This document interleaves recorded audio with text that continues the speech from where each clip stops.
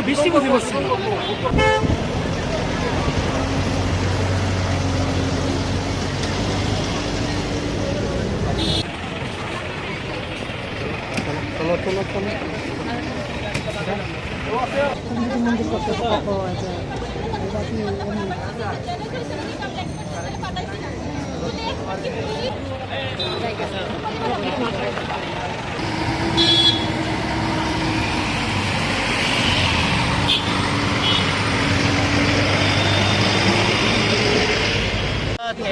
একটু স্যারের সাথে শিক্ষামন্ত্রীর সাথে দেখা করতে এসেছি।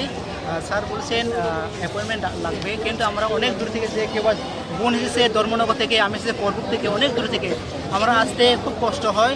তাই আমরা কাইন্ডলি যদি আসার সুযোগ করে দেয়, মানে যদি যায় তাহলে খুব ভালো হবে।